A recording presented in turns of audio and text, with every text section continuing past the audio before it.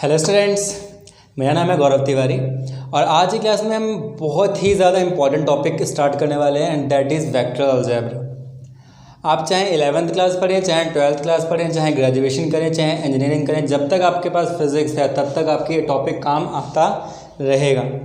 तो आपको क्या करना है, आपको ये जो सीरीज़ है जिसमें हम वेक्टर अलजेब्रा कवर करने वाले हैं, 6-7 लेक्चर्स इसमें होंगे या मैक्स टू मैक्स 8 लेक्चर्स होंगे।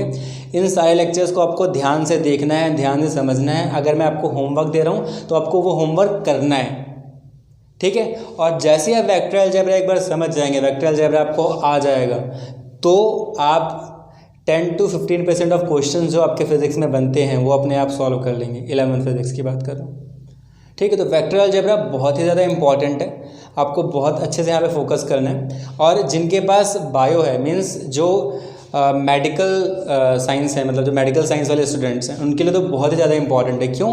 क्योंकि जिनके पास मैथमेटिक्स है उनको 12th क्लास में वापस से वेक्टर अलजेब्रा पढ़ने का मौका मिलता है, लेकिन जिनके पास बायो है, जो मेडिकल वाले हैं, उनको ये पढ़ने का मौका वापस नहीं मिलेगा। तो आपके लिए तो और ज़्यादा इंपॉर्टेंट है वेक्टर अलजेब्रा पढ़ना, अभी समझना, ठीक है। और हाँ, क्या कहते हैं, अपने 12 जो नॉन मेडिकल वाले हैं, मैथमेटिक्स है जिनके पास, उनके लिए भी इम्पॉर्टेंट है, क्योंकि 12th में आप मैथमेटिक्स में जाके सीखेंगे, 11th में वेक्टर अलजेब्रा आपका फिजिक्स में बहुत ज़्यादा यूज़ होगा, तो तब तक के लिए आपके लिए बहुत ज़्यादा इंपॉर्टेंट है, ठीक है। तो आपको सारे लेक्चर्स देखने हैं, साथ साथ में होमवर्क करना है, होमवर्क मुझे सबमिट करवाना है, देन तभी मुझे पता चलेगा कि आप लोग पढ़ रहे हैं। चलो स्टार्ट करते हैं। तो हमें पता है कि अभी तक हमने जो पढ़ा है, हमें पता है किसी भी फिजिकल क्वांटिटी, जब हम बात करते हैं फिजिकल क्वांटिटी की,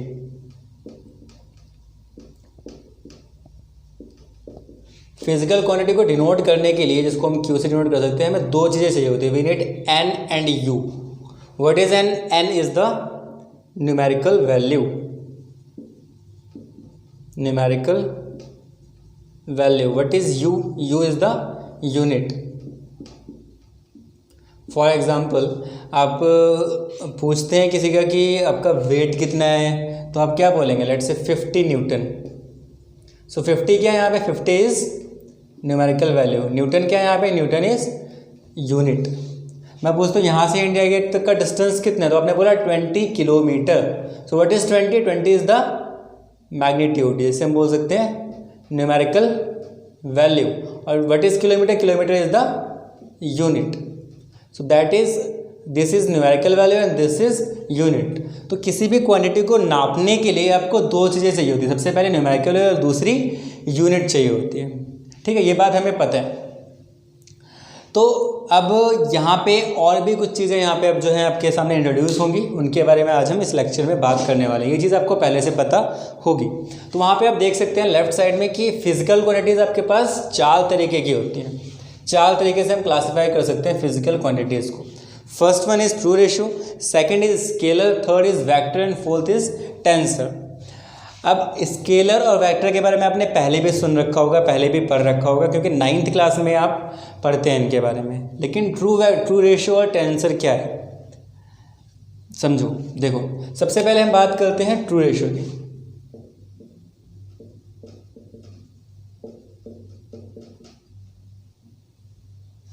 बहुत सिंपल है।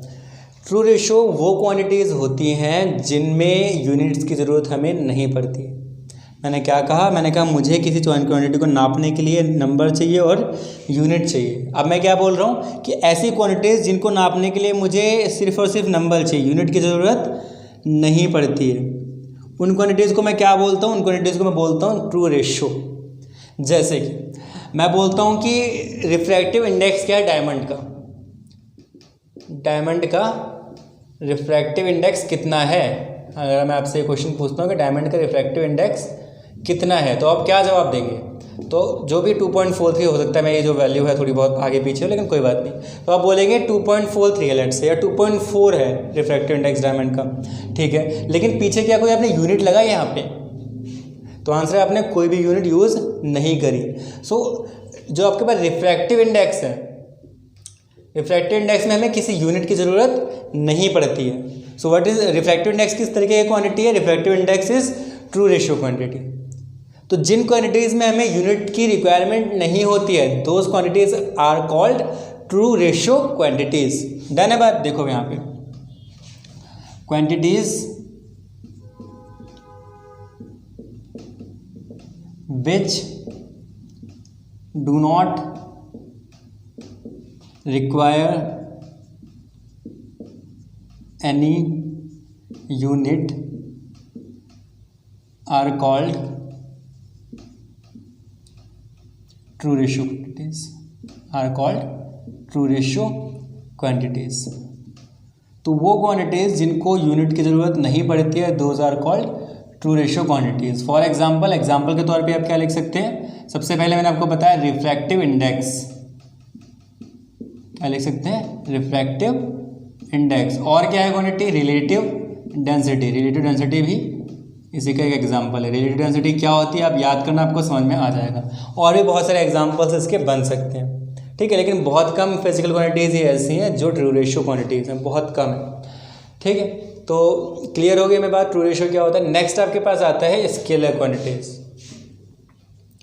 स्केलर क्वांटिटीज़ तो ये तो आपको पता ही है, जिन क्वांटिटीज़ के पास मैग्नीट्यूड होता है those are called scalar quantities. तो फिजिकल क्वांटिटीज़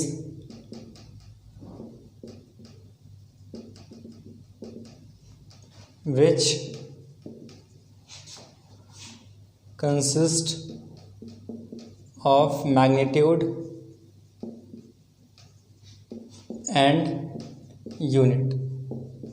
बेसिकली जैसे मेरे पास डिस्टेंस है, मेरे पास जो मास है, वॉल्यूम है, ये सब क्या है, these are called scalar quantities because इनके पास डायरेक्शन नहीं होती है, सिर्फ और सिर्फ क्या होता है, इनके पास मैग्नीट्यूड होता है। इनके पास क्या होता है, सिर्फ और सिर्फ मैग्नीट्यूड होता है। For example we can say area, distance,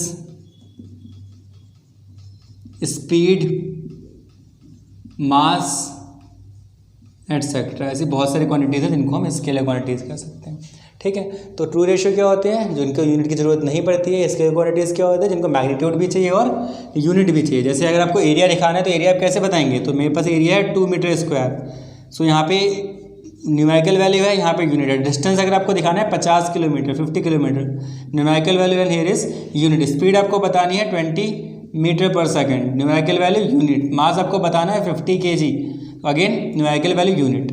तो जहाँ पे आपको डायरेक्शन की ज़रूरत ना पड़े, जहाँ पे आपका काम चल जाए मैग्नीट्यूड से और यूनिट से, तो उनको हम क्या बोलते हैं, we call them scalar quantities. Example के मैंने यहाँ पे आपके सामने बहुत सारी क्वांटिटीज़ का एग्जांपल दे दिया है। बाकी आप गूगल पे डालेंगे स्केलर क्वांटिटीज़ तो आपको बहुत सारी क्वांटिटीज़ मिल जाएंगी।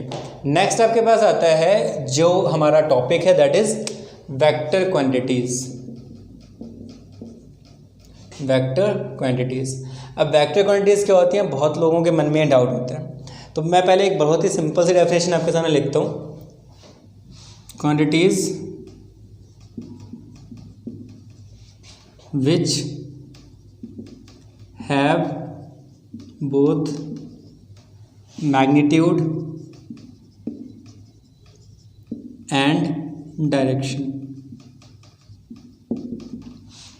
यही आपने पढ़ रखा है वेक्टर के बारे में, बोलो हाँ या ना।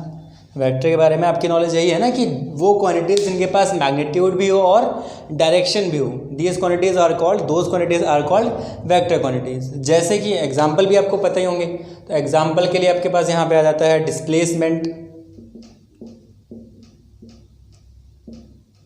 डिस्प्लेसमेंट आ गया, ठीक है, और वेलोसिटी आ गई, एक्सेलरेशन आ गया, फोर्स, मोमेंटम एटसेट्रा एटसेट्रा, ठीक है, फोर्स तक ही काफ़ी। तो ये सब क्वांटिटीज़ क्या हैं आपके लिए, वेक्टर क्वांटिटीज़ हैं। सबसे पहले हमने ट्रू रेशियो पढ़ा था, फिर हमने स्केलर पढ़ा, और ये वेक्टर क्वांटिटीज़ हैं। तो ये आपने डेफिनेशन पढ़ रखी है। अब मैं अगर आपसे पूछूं कि जो आपका इलेक्ट्रिक करंट होता है, इलेक्ट्रिक करंट के बारे में सबने सुन रखा है, 10th क्लास में आपने पढ़ा होगा इलेक्ट्रिक करंट के बारे में। तो जो इलेक्ट्रिक करंट है,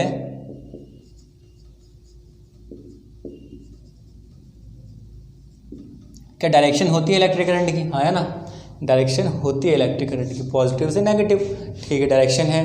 अच्छा, क्या मैग्नीट्यूड है इलेक्ट्रिक करंट के पास, तो आंसर है हाँ, बिल्कुल होता है। जैसे मेरे पास अगर इलेक्ट्रिक करंट है 2 एम्पेयर, ठीक है, तो मैग्नीट्यूड भी है और डायरेक्शन भी है, तो क्या इलेक्ट्रिक करंट एक वेक्टर क्वांटिटी हो जाएगी, बोलो। इलेक्ट्रिक करंट के पास मैग्नीट्यूड है, इलेक्ट्रिक करंट के पास डायरेक्शन है, तो क्या इलेक्ट्रिक करंट एक वेक्टर क्वांटिटी है, तो आंसर है नहीं, electric current is not a vector quantity. क्या फंडा है? हमने बोला कि वेक्टर क्वांटिटी वो होंगी जिनके पास अपना खुद का मैग्नीट्यूड होगा और जिनके पास डायरेक्शन होगी, बट इलेक्ट्रिक करंट के पास तो दोनों है, मैग्नीट्यूड हाँ है, डायरेक्शन बिल्कुल है, तो ये वेक्टर क्वांटिटी क्यों नहीं है? तो समझेंगे बात।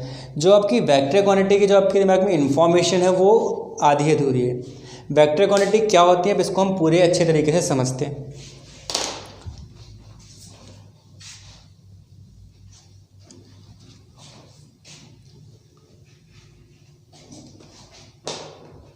देखो, अब जब मुझे किसी भी क्वांटिटी को वेक्टर कहना है, अगर मुझे किसी क्वांटिटी को वेक्टर या वेक्टर क्वांटिटी कहना है, तो मुझे कौन कौन सी चीज़ें देखनी पड़ेंगी, कौन कौन सी चीज़ें उसके अंदर होनी चाहिए, कौन कौन सी चीज़ें उसको फॉलो करनी चाहिए। सबसे पहली बात, उसके पास होना चाहिए मैग्नीट्यूड। सही है बात? ठीक है। सेकंड, उसके पास होनी चाहिए डायरेक्शन। मैग्नीट्यूड है करंट के पास, बिल्कुल है। डायरेक्शन है करंट के पास, बिल्कुल है। अच्छा, तीसरी चीज़ वो होनी चाहिए कि it should follow the triangle law of vector addition. ठीक है, तो ये दो चीज़ें आपको पढ़ाई गई हैं पहले भी, ये दो कंडीशंस जो हैं आपको पहले भी बताई गई थी कि ऐसी कोई क्वांटिटी है जिसके पास मैग्नीट्यूड होगा और जिसके पास डायरेक्शन होगी, those quantities are called vector quantities. तो ये दो चीज़ें हमने पढ़ाई गई थी, लेकिन हमें इसके बारे में नहीं बताया गया था 9th क्लास में कि ये तीन चीज़ें होनी चाहिए तभी जाके कोई वेक्टर क्वांटिटी होगी। अगर ये दो हैं तो वो वेक्टर क्वांटिटी नहीं है। ठीक है, एडिशन में उसको जो है triangle law of vector addition भी फॉलो करना पड़ेगा। अगर कोई quantity triangle law of vector addition follow कर रही है, if any quantity is following triangle law of vector addition and it has direction and magnitude, अगर ये तीनों चीज़ें उसके पास हैं तभी मैं उसको वेक्टर क्वांटिटी बोलूँगा। ठीक है, फिर से उस क्वांटिटी के पास मैग्नीट्यूड होना चाहिए, उस क्वांटिटी के पास डायरेक्शन होनी चाहिए, उस क्वांटिटी की जो है वो जो क्वांटिटी है it should follow the triangle law of vector addition, वो triangle law of vector addition को फॉलो करती होनी चाहिए। अब आपके दिमाग में क्वेश्चन आ रहा होगा ये कौन सी नई चीज़ है, what is triangle law of vector addition? तो अभी आप लोगों ने ये नहीं पढ़ा है, अभी हम नेक्स्ट लेक्चर में ही शायद इस पर हम चर्चा करेंगे कि triangle law of vector addition क्या होता है। लेकिन फिलहाल अपने को ये जान लेना है कि अगर मुझे किसी क्वांटिटी को वेक्टर क्वांटिटी बोलना है तो वो quantity triangle law of vector addition को फॉलो करती होनी चाहिए। बात समझ में आ गई? तो अगर ये तीन प्रॉपर्टीज़ हैं किसी के पास, इन तीन चीज़ों को कोई क्वांटिटी फॉलो करे तभी मैं उस क्वांटिटी को वेक्टर क्वांटिटी बोलूँगा, अदरवाइज नहीं बोल सकते हम उसको वेक्टर क्वांटिटी। बात समझ में आ रही है? ठीक है, अब नेक्स्ट आपके पास आता है टेंसर क्वांटिटी। नेक्स्ट क्या आता है आपके पास? Tensor quantity.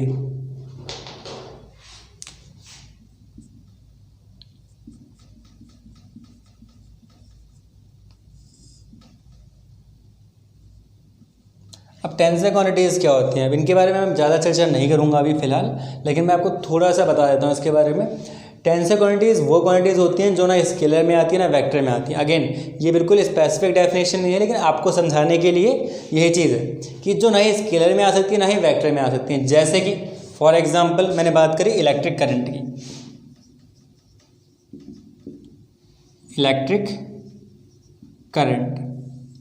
अब इलेक्ट्रिक करंट के पास मैग्नीट्यूड है, जी हाँ बिल्कुल है। क्या इलेक्ट्रिक करंट के पास डायरेक्शन है? तो जी हाँ बिल्कुल है। तो अगर उसके पास डायरेक्शन है तो वो स्केलर तो हो नहीं सकती। क्या वो इलेक्ट्रिक करंट जो है, इलेक्ट्रिक करंट क्या स्केलर हो सकता है? तो आंसर नहीं हो सकता, इलेक्ट्रिक करंट स्केलर नहीं हो सकता। अच्छा, मैग्नीट्यूड भी है, डायरेक्शन भी है, तो क्या वो वेक्टर हो सकता है? तो हमने कहा वेक्टर होने के लिए किसी क्वांटिटी को ये तीन चीज़ें फॉलो करनी चाहिए, मैग्नीट्यूड होना चाहिए, डायरेक्शन होना चाहिए, it should follow triangle law of vector addition. अब मैं अभी आपको ट्रायंगल ऑफ वेक्टर एडिशन आता नहीं है, समझ में नहीं आता, आपने पढ़ा नहीं है, कोई बात नहीं, मैं आपको बता देता हूँ कि ये triangle law of vector addition को फॉलो नहीं करता है। ये triangle law of vector addition को फॉलो नहीं करता है। कौन नहीं करता है? Electric current. तो अगर electric current triangle law of vector addition को फॉलो नहीं करता है तो ये मेरे पास वेक्टर क्वांटिटी नहीं है। ठीक है, तो ना ही ये स्केलर है ना ही ये वेक्टर है, तो फिर इलेक्ट्रिक करंट है क्या? इलेक्ट्रिक करंट कौन सी क्वांटिटी है? अच्छा, ट्रू रेशियो है क्या? नहीं, क्योंकि उसके पास यूनिट है 2 एम्पेयर, एम्पेयर है इसमें तो यूनिट है, तो ट्रू रेशियो भी नहीं है, स्केलर भी नहीं है, वेक्टर भी नहीं, तो ये क्या है? तो ऐसी क्वांटिटीज़ को हम कहाँ डाल देते हैं? टेंसर कैटेगरी में। कहाँ पे डाल देते हैं ऐसी क्वांटिटीज़ को? हम टेंसर कैटेगरी में डाल देते हैं। तो इसका एग्जाम्पल के लिए आपके पास क्या हो गया? इलेक्ट्रिक करंट हो गया, ठीक है, प्रेशर हो गया, ठीक है, ये वो ऐसी बहुत सारी क्वांटिटीज़ आपको मिलेंगी टेंसर क्वांटिटीज़, ठीक है। लेकिन अगर आपके पास क्वेश्चन आता है कि इलेक्ट्रिक करंट जो है वो किस तरीके की क्वांटिटी है, स्केलर है, वेक्टर है, टेंसर है या फिर ट्रू रेशियो है, तो अगर आपके पास ऑप्शंस में गिवन है scalar, vector, tensor and true ratio, आगे चारों ऑप्शन गिवन है, आपसे पूछा गया कि इलेक्ट्रिक करंट किस तरीके की फिजिकल क्वांटिटी होती है। तो अगर आपको ये चारों ऑप्शन गिवन है तो आप क्या करेंगे? आप लगाएंगे टेंसर पे, ठीक है। लेकिन अगर आपके पास टेंसर गिवन नहीं है, इसकी जगह कुछ और गिवन है, let's say none of the above given है या कुछ भी गिवन है ऐसा कुछ, तो अगर आपके पास ये तीन ऑप्शन है, ट्रू रेशियो, वेक्टर और स्केलर, तो फिर आप स्केलर पे ऑप्शन लगाएंगे। क्यों? बिकॉज ये वेक्टर तो नहीं हो सकता है, ट्रू रेशियो हो नहीं सकता, तो आप उस पर क्या लगाएंगे कि it is a scalar quantity. बात समझ में आ रही है? तो 12th क्लास तक, जब तक अब 12th क्लास जब आपकी एंड हो जाएगी, 12th क्लास तक हम इलेक्ट्रिक करंट को क्या मान के चलेंगे? स्केलर क्वांटिटी मान के चलेंगे, क्योंकि टेंसर का इंट्रोडक्शन अभी आपकी क्लास में नहीं होता है, टेंसर अभी आपको नहीं पढ़ाया जाता है, ठीक है। तो फिलहाल आपके लिए इलेक्ट्रिक करंट क्या है? Electric current is a scalar quantity. Are you getting my point? बात समझ में आ गई? तो ये मेरे पास चार तरह की क्वांटिटी है, true ratio, scalar, vector and tensor, ठीक है। अच्छा, वेक्टर क्वांटिटी अगर किसी को होना है, किसी को अपने आप को वेक्टर क्वांटिटी कहलाना है या हमें किसी क्वांटिटी को वेक्टर क्वांटिटी कहना है, सो उसके पास सबसे पहले मैग्नीट्यूड होना चाहिए, देन डायरेक्शन एंड तीसरा आपके पास it should follow the triangle law of vector addition. अब triangle law of vector addition क्या होता है ये हम पढ़ेंगे नेक्स्ट लेक्चर में। बात समझ में आ गई? तो that was it for today's lecture. हमने क्लासीफाई कर लिया कि how can we classify physical quantities and that is true ratio, scalar, vector and tensor. Okay, so in the next lecture we will learn how to represent a vector, किसी vector को represent कैसे किया जाता है, और फिर उसको सीखने के बाद हम बढ़ेंगे कि what is triangle law of vector addition. So आज हमारा एक इंट्रोडक्शन लेक्चर था ये। इसके बाद जो हमने अलजेब्रा वाला पार्ट है, वेक्टर अलजेब्रा, उसके बारे में आज हमने कुछ भी नहीं पढ़े। हाँ, बस हमें एक नाम पता चलेगा, triangle law of vector addition. तो triangle law of vector addition जो है ये वेक्टर अलजेब्रा का ही पार्ट है। डन है बात? तो चलो इसको नोट कर लो, नोट्स बना लो, या आप स्क्रीनशॉट ले सकते हो जो आपको अच्छा लगे, एंड मिलते हैं नेक्स्ट लेक्चर में। अच्छा, आपको लेक्चर जैसा भी लगता है, आपको चीज़ें समझ में आती हैं, चीज़ें समझ में नहीं आती हैं, तो अगर आप इस लेक्चर को यूट्यूब पे देख रहे हैं तो कमेंट बॉक्स में इस चीज़ को बता देना कि समझ में आ गई है। अगर नहीं आई तो वो भी बता देना। अगर आप इसको एप्लीकेशन में देख रहे हैं तो आपके पास मेरा नंबर है, तो अगर आपको लेक्चर समझ में आ जाता है तो प्लीज़ लेट मी नो कि आपको समझ में आ गया। बात समझ में आ गई? तो इससे क्या होगा, मुझे सेटिस्फैक्शन मिलेगा और मैं आगे जो है लेक्चर्स क्रिएट करूँगा। चलो, तो इसको फटाफट नोट कर लो एंड देन मिलते हैं नेक्स्ट लेक्चर में। Thank you.